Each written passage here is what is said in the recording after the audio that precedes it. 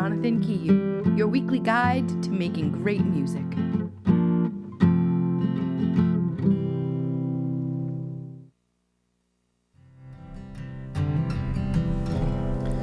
Hey everybody, welcome to the Music Corner. My name is Jonathan Kiyu. Stick around. For the next 30 minutes, we're going to be talking about guitar for songwriters.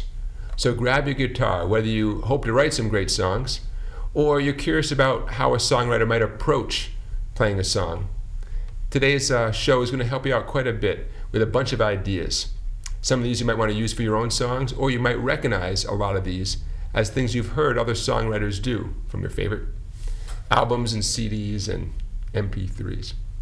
So we're going to be talking a lot today about your right hand, assuming that you're a right-handed guitar player. I'm hoping that you're familiar with some of the basic chords, like E, A minor, C, and so on. What we're going to do is use those chords in the left hand, but give you a bunch of approaches, a bunch of things you can do with your right hand to give you ideas for writing songs. Now the chords and the melody obviously are a huge part of any song. The melody is what gets stuck in our head. And the chords are there to support the melody, to fill out the sound. But how the right hand strums the guitar fundamentally changes or affects or defines the song as we know it. Now, when I first started playing the guitar, I didn't have a whole lot of different varieties of strumming patterns. And the word pattern is pretty significant. What we're talking about today is different patterns with your right hand, different ways of bringing a song to life. Give you some quick examples, and then we'll talk about it some more. For our purposes right now, I'm going to grab a good old C chord. Okay? So look how I'm going to approach the C chord first here. We're going to start with something real simple. Downstrokes.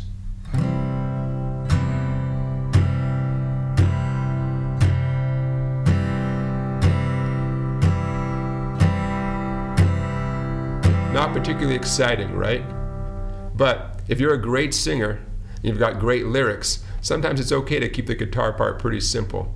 And there's different things you can throw in, even during that simple, steady quarter note pulse there, to bring it to life a little bit. But sometimes simple is best. Again, if you've got a great voice, no one's listening to the guitar playing anyways, right? They want to hear what's coming out of your mouth, and they want to hear your lyrics and everything.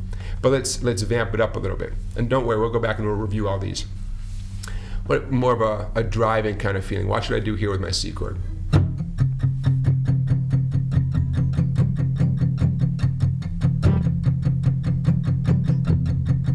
Okay, a little more aggressive, a little more pounding, right? I'm doing a little bit of muffling with the edge of my right hand over here. It helps to control the sound a little bit. Now I'm just sticking on the C chord just to illustrate this point. If I changed chords,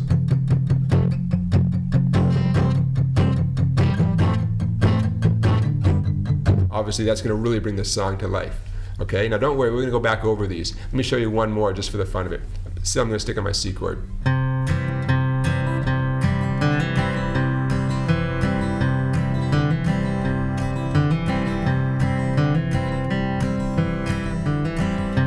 Right, much different flavor, right, than what we just did.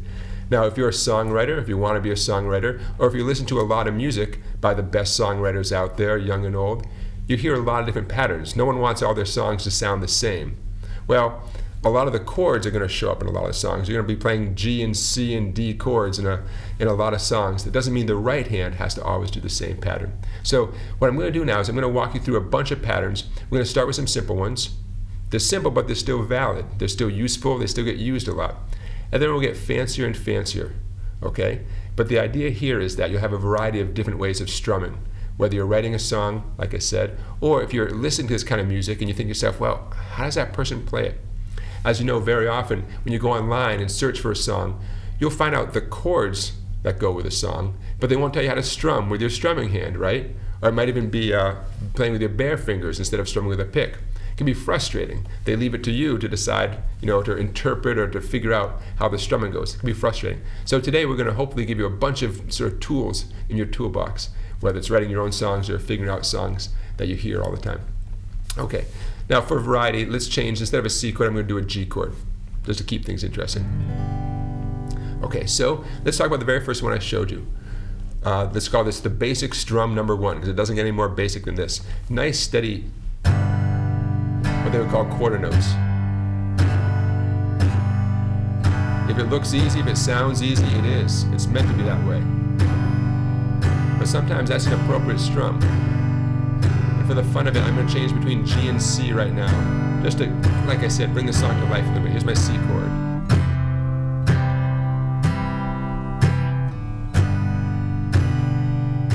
Here's D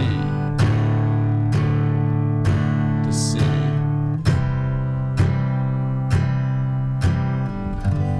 Now you might say to yourself, well, that sounds too simple. You know, maybe I can't carry a song just with that beat right there. It depends. If you have some other good musicians joining in your band playing with you, they can be filling in with lots of colorful sounds around what you're doing. If you're the singer and the songwriter, you don't always need to do something too fancy on the guitar. You know, you want to communicate a lot of information beyond just the fact that you're a competent guitar player. Don't be afraid to let someone else put in those little pretty notes. Mandolin player, keyboard player, background vocals, you name it. Keeping it simple sometimes is perfect, okay? And there's little ways we can embellish on that simple strum. Here's a quick example. In my head, I'm counting to 4. I'm thinking 1, 2, 3, 4. Now, in between those, it's okay to occasionally let your pit do an upstroke in between those downstrokes. I'm going to say 1, 2, and 3, 4. And the and is going to be a light little upstroke on the skinny strings. I might only hit 2 or 3 skinny strings. See what it sounds like. 1, 2, and 3, 4. 1, 2, and 3, 4. 1, 2, and 4. I'll go a little bit faster. 1, 2, and 4. 1,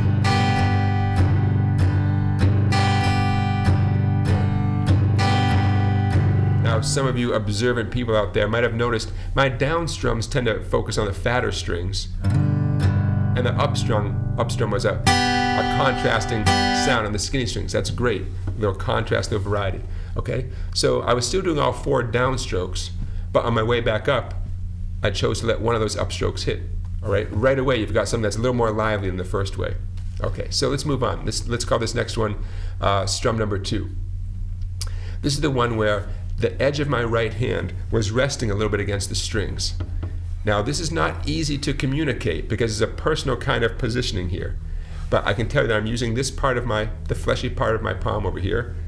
I've seen some guitar teachers describe this as doing a karate chop on your guitar with the edge of your hand and using that as your primary way to get into position, and then sort of collapsing in on the guitar strings. I'm going to do those rapid downstrokes. I'm going to do how about an E minor chord, okay? E minor with 2 fingers. Here comes the sound we're looking for now. Strum number 2.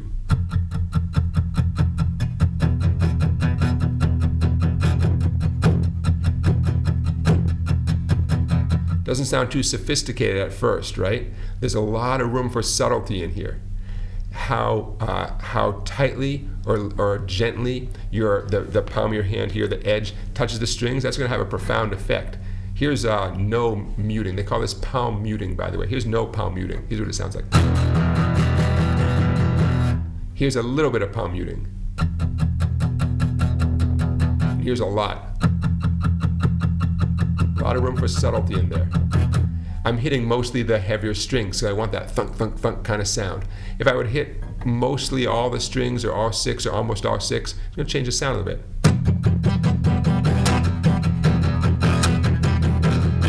You know? Okay. Now, how about if I do what I call texture?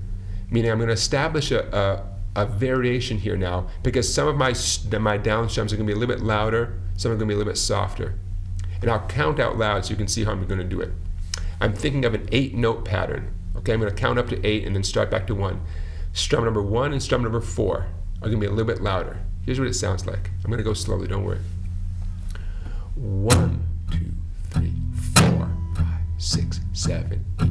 1, 2, 3, 4, 5, 6, 7, 8. 1, 2, 3, 4, 5, 6, 7, 8.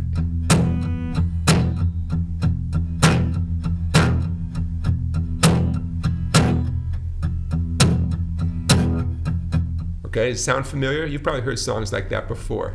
Notice on most of the strums, I was really just hitting a few of the fat strings, but on 1 and 4, I was really hitting almost all 6, maybe even all 6. A little more dramatic, right? Here's what it sounds like again. For the fun of it, I'm gonna change chords to the left hand, okay? I'm gonna do E minor going to A major, just for the fun of it.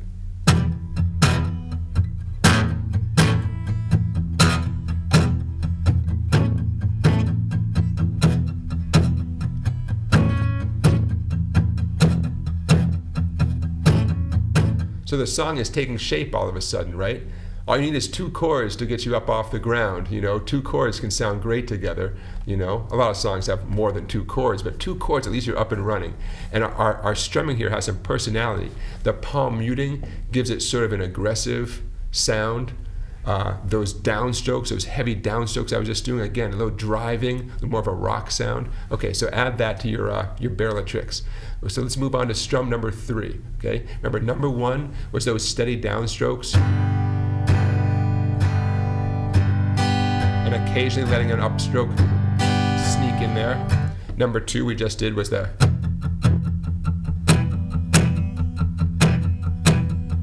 okay, and I was emphasizing the 1st and the 4th of the 8. You could emphasize any of those and come up with a variety of patterns, but 1 and 4 give it kind of a classic sound. Okay, let's move on now. The next one I'm going to do is I'm going to call it kind of a casual folky strum. Folky as in folk music, okay? Casual folky strum. Let me play it for you, and then it'll become more obvious where the name comes from.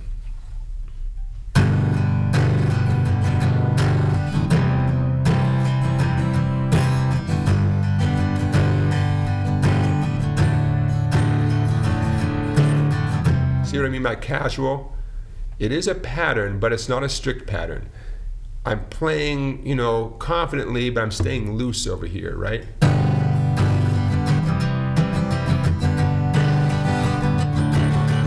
And even though I'm changing chords, I'm not doing the exact same strict regimented pattern on each chord, which you can do in other situations, but we're going to call this the casual folky strum. So here's the premise of this. I'm going to illustrate this on, how about back to the G chord, okay? Here's what I want you to think about. 8 light down strums, quick but light. 1, 2, 3, 4, 5, 6, 7, 8. 1, 2, 3, 4, 5, 6, 7, 8. I'm holding the pick surprisingly loosely. Okay, the pick is almost about to drop out of my hands because I want that nice light sound. And keep that count in your head. 8 quick strums. 1, 2, 3, 4, 5, 6, 7, 8. 1, 2, 3, 4, 5, 6, 7, 8. Think loose, light, and casual, okay? Now, what we're going to do with this is we're going to maintain those 8 loose, light strums, hitting 4, 5, maybe even 6 strings, depending on the chord, depending on the mood that you're in. But along with those 8 strums, I'm going to allow my pick to scrape the skinny strings on my way back up between some of those 8 strums. Now, if that sounds a little arbitrary, yeah, that's why it's loose, folky, and casual. But here's the net result, okay? Stick with me for a second here. Here's my 8 strums, and as I continue to play it, I'm going to start allowing some of those upstrokes to hit. You'll see what I mean. 1, 2, 3, 4, 5, 6, 7, 8. 1, 2, 3, 4, 5, 6, 7, 8. 1, 2, 3, 4, 5, 6, 7, 8. 1, 2, 3, 4, 5, 6, 7, 8.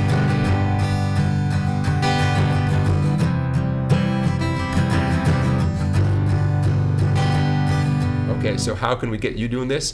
A couple things. I'm going to remind you, on this strum especially, a very loose grip with your pick. If you drop the pick during this exercise here, you can blame it on me, okay? But it's better to hold it loosely to get this nice, comfortable rhythm and this nice, comfortable tone out of your guitar, okay?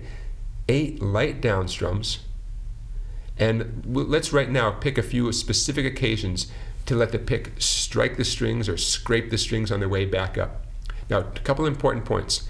With these upstrokes, especially on this particular strum, do not allow the upstroke to go on all 6 strings. We don't want that sound. It takes too much time, sounds a little too dramatic. On these upstrokes, really just hitting 2 or 3 skinny strings. The less you worry about how many strings, the better, okay? The other thing I want to point out is the logic behind this. Every time you strum down, of course you have to come back up again, right? To perform the next downstroke. And our framework here is 8 downstrokes. So occasionally on the way back up, instead of coming up silently, we're going to come back up and hit a couple skinny strings. Okay? Now, what if we said we're going to do 4 steady downstrokes on a G chord with no ups, no sound on the ups. 1, 2, 3, 4. But beginning on strum number 5, every subsequent upstroke, we're going to let the listener hear that upstroke. I'm going to start on 5. Watch this. 5, up, 6, up, 7, up, 8, up. So here it is slowly. 4 plain downstrokes. 1, 2, 3, 4, 5, up, 6, up, 7, up, 8, up, 1, 2, 3, 4, 5, up, 6, up, 7,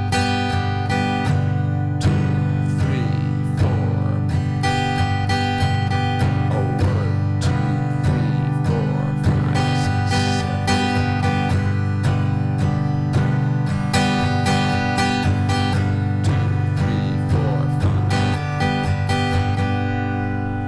Now, I chose that because it's a nice, comfortable, classic way to split up the 8 strokes, 4 plain downstrokes, and then 5 up, 6 up, 7 up, 8 up. There's a million possible variations, right? Maybe not a million, but anytime you go down, you could play an upstroke and let the listener hear the upstroke as well, okay? And the reason why I call this casual is because your decision of when to allow the listener to hear the upstroke is largely an emotional decision. How does it fit the song? It's a musical decision, you know? And it might change from moment to moment. It's not like every time you play a G chord, you have to do this thing, because we're in this casual, folky world. Okay, I'm gonna play for you a little bit, doing the same idea.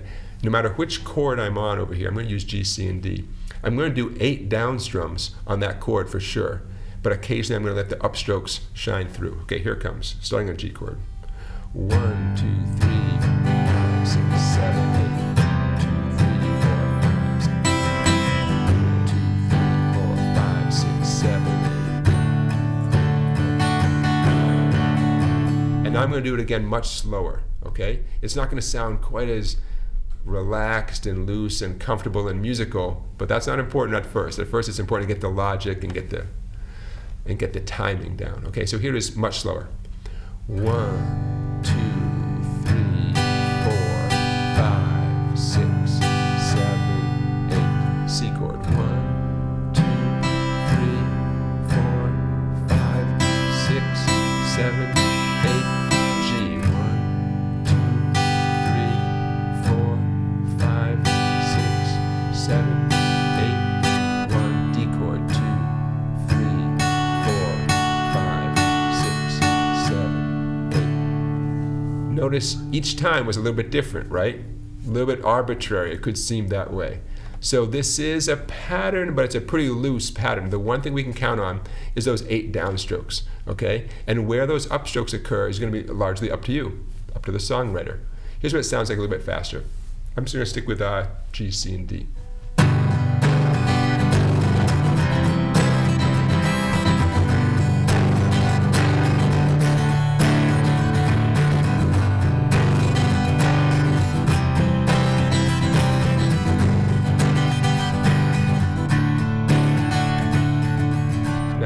You've heard a million songs that have that kind of casual, folky strum, right? There's a million of them out there, and there's no reason why you can't write a great song using that loose, casual strum like that.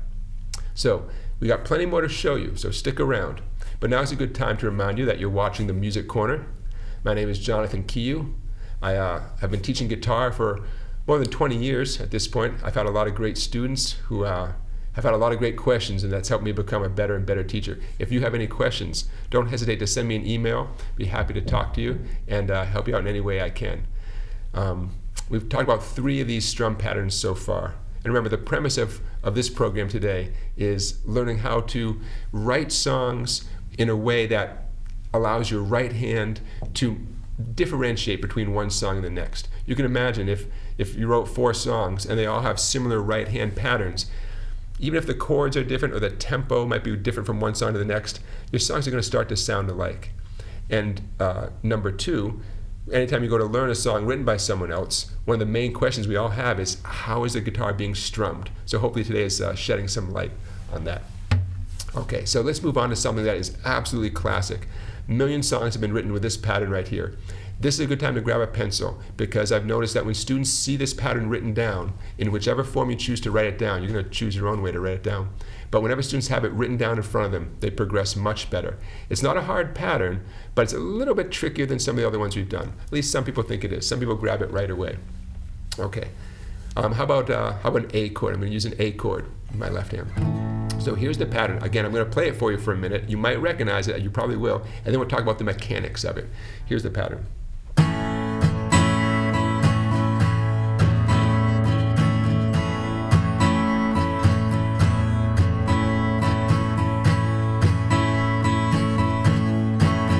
Okay, sound familiar? Probably does.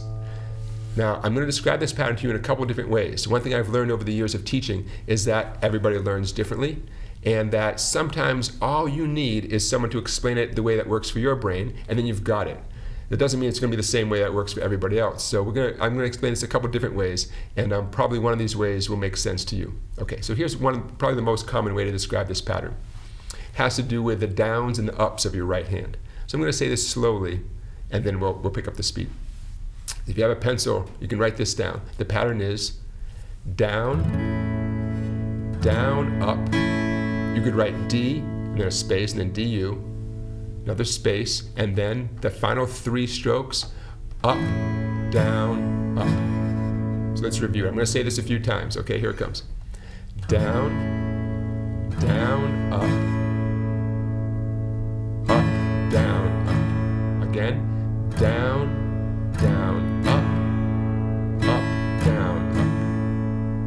down, down, up, down, up. Okay, so that's probably the most obvious way to explain what we just did. Now, one thing I learned, a little trick that I learned, is that the times where there's empty space, to do a stroke called a miss. That means you're physically going to be moving your arm in your hand and your pick past the guitar strings with making no sound. Okay, now tell me if this makes sense. Listen closely. It's going to be the same pattern, but I'm going to say the word miss at one crucial point in the pattern. Here it comes. Down, down, up, miss, up, down, up. Here it comes again. Down, down, up, miss, up, down, up. You with me? Down, down, up, miss, up, down, up. Okay? Same pattern I did a moment ago, but that physical motion, along with the word miss, a lot of people that help so much to help them getting the timing right. Now let me pause and tell you the number one obstacle, the number one thing that messes people up in this pattern. There's a moment in this pattern, on either side of that miss stroke, there's a moment in this pattern where you do 2 upstrokes in a row with that silent miss in between. And that messes people up. I've seen it happen for years, and so I want to talk about it right from the start. Okay, check this out. I'm going to do this super slowly. Down, down, up, down, up. I didn't say the word miss that time. Down, down, up, miss, up, down, up. If you've written this down in pencil, it might look like D, D-U, U, D-U, D, D-U, U, D-U. Well, you have those 2 upstrokes in a row. And something about the human brain, I guess, doesn't like that idea of doing an upstroke and then doing another upstroke with nothing in between. Okay? Common mistake. Everyone does it at first. 99% of my students do that right from the start. That physical motion of going down and saying the word miss or thinking miss is going to help solve that problem quite a bit. Down, down, up, miss, up, down, up, down, down, up, miss, up, down, up. Okay? Now, I mentioned before that there's other ways of conceiving of this or explaining this. One way we could do it, and this is going to get a little more technical, I'm going to keep it short. From your right elbow's point of view, you're doing this nice, steady stream of down and up. Okay? Your elbow, take a look at my elbow while I play this. Don't think about the sound so much, just watch my elbow right here. You're going to see down, up, down, up, down. Here I go.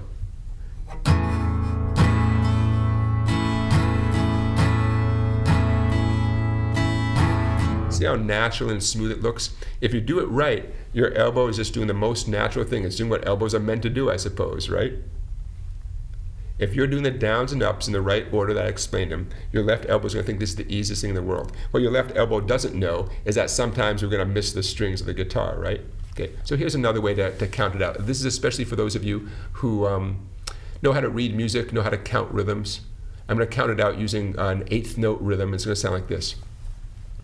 1, 2, and 4, and 1, 2, and 4, and 1, 2, and 4, and 1, 2, and 4, and. I'm not saying the number 3. I'm not saying the third beat, but that's where we're going to be missing. Okay, for 1 second, I'll say the number 3, the third beat, just so you know exactly what's fitting in, so there's no questions at all. 1, 2, and 3, and 4, and 1, 2, and 3, and 4, and. Okay? Now, I'm going to change chords. I'm going to change over to a C major chord. I'm going to play this a little bit faster. In fact, I'm going to use C and G back and forth. Because as you hear me do this, the sound, you're going to remember, all the times in your life you've heard someone strumming like this, and the songs that you've heard that have this strum. It's going to help bring that material into your brain permanently.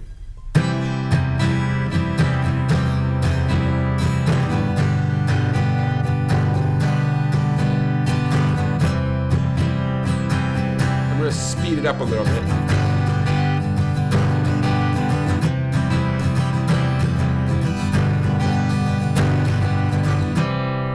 Okay. Now, one thing I've heard from students for many years, whenever I show them this pattern from the start, and they see me do it, right away they say, well, it sounds like you're doing some loud ones and some soft ones. Yeah, definitely. And if you're paying attention just then, you would have heard, well, they're not all equal, and that's absolutely right. Which strums you choose to make a little bit louder or a little bit softer, again, help define it, help give it shape, give it personality. And that's not a simple thing to teach someone because there's no right or wrong. But as you get more comfortable with the basic pattern, down, down, up, down, up. As you get comfortable with that pattern and really can do it naturally, smoothly, musically, you'll find yourself almost without thinking about it, emphasizing a certain downstroke here or an upstroke there. And again, that gives a song some personality. Okay? So another classic way to accompany yourself when you're writing a song. Your left hand has the chords, and hopefully you've been working on your chords, A minor, D7, F, C, all those chords, right? All the chords, what they call the open position chords. But it's time for your right hand to get a bunch of different ideas and ways of strumming. Okay? Now we have time left for a little bit more here. So let's talk about some other ways of strumming chords. Quick recap, we talked about that nice steady quarter note in the beginning with an occasional upstroke. Very basic, but perfectly good, perfectly useful. We talked about that more aggressive, quick downstroke, a little palm muting.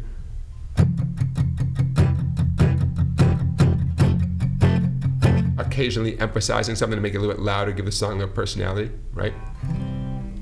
We talked about that casual, folky strum.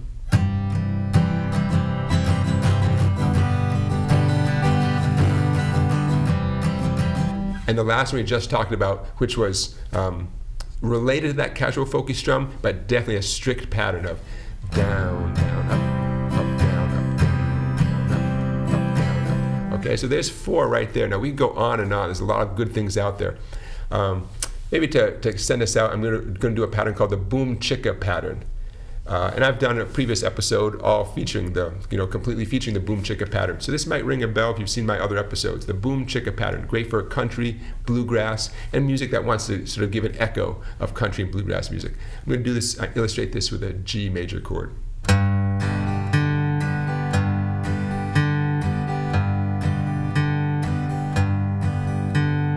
Boom chicka pattern. Okay, we can talk more about that later, or you can just find that episode amongst the episodes you have available to you, the boom chicka pattern. I'm hitting a fat string with a light down up, and then a different fat string, light down up. Here we go. Thanks for watching, everybody.